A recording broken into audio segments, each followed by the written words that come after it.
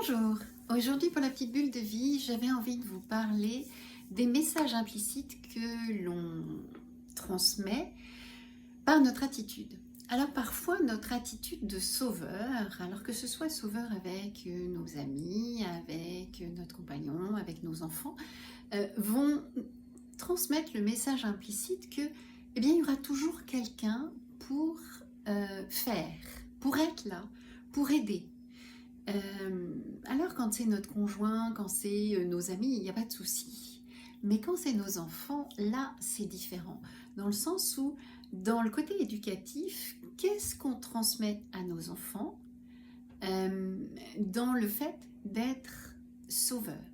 Dans mon métier, moi, je ne prends pas d'urgence. Je ne prends pas d'urgence dans le sens où ça transmet l'idée que je vais avoir une baguette magique pour sauver les gens dans l'urgence. Alors que s'il y a un délai, alors le délai il se fait de fait, hein, de par mon agenda, mais s'il y a un délai, la personne a eu le temps de se stabiliser et je n'arrive pas comme une baguette magique extérieure sur sa problématique, mais la personne a le temps en fait de voir qu'elle a des ressources.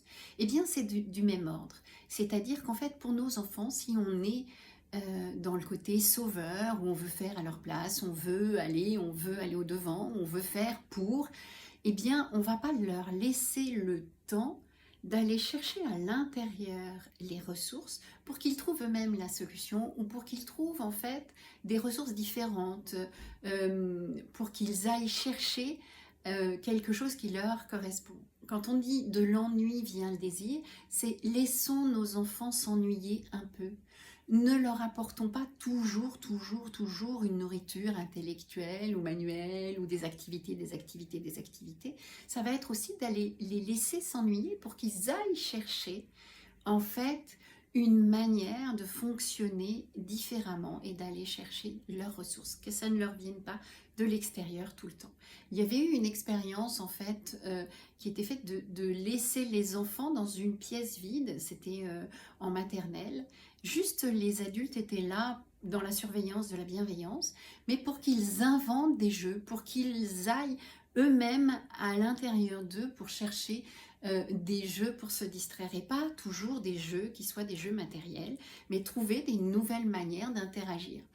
Eh bien c'est de cet ordre-là, c'est-à-dire notre attitude va implicitement créer quelque chose chez notre enfant.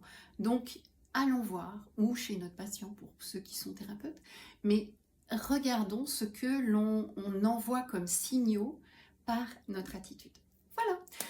Vous pouvez toujours m'en trouver sur YouTube, Instagram et Facebook. Bye bye!